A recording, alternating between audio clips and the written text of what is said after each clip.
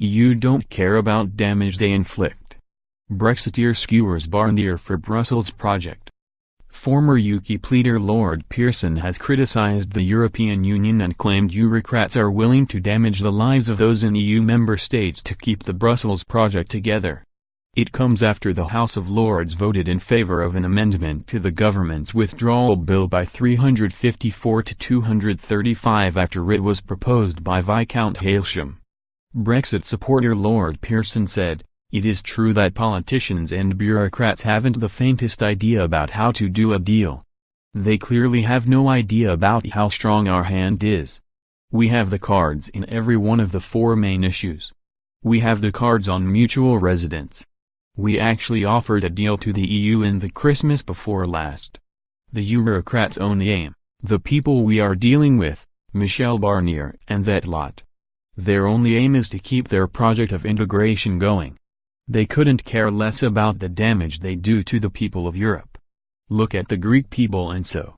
Trade, we should be quite happy to go on with free trade, nothing changes, Irish border disappears. It's important because if they force us back to the WTO, their exporters are going to pay is £13.5 billion, and it's a nice profit of £8 billion. It comes as the government was defeated in the House of Lords to give MPs a meaningful vote on the outcome of Brexit negotiations. Commenting on the vote in the House of Lords, Lord Pearson said, "It makes the negotiations more difficult and heaven knows they are difficult already. It definitely weakens our negotiating position. The other point is, pretty clear, the vote in the Lords was led by those who want us to stay in the European Union altogether. It is not a question about giving the House of Commons a bit of a say here or there.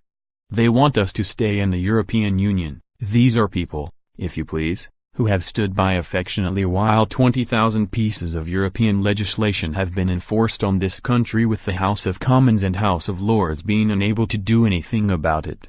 Following the vote, the Department for Exiting the European Union, DCEU, branded the amendment unreasonable and pledged to fight to overturn it in the Commons. A DCEU spokeswoman said the department cannot accept the change. She said, "Agreeing to amendable motions would allow Parliament to direct government on its approach to exiting the EU and so does not meet the reasonable test set out by the Prime Minister and Brexit Secretary last week. However, we are pleased that the Lords have adopted the vast majority of the government's amendment tabled last week. We will seek to overturn the Lords' decision when the bill returns to the House of Commons on Wednesday."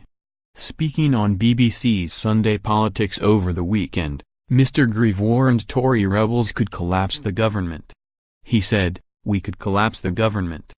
And I assure you I wake up at 2 a.m. in a cold sweat thinking about the problems that we have put on our shoulders. The problem is that the Brexit process is inherently risky. Really risky. Risky to our economic well-being, to our international relationships and ultimately to our national security.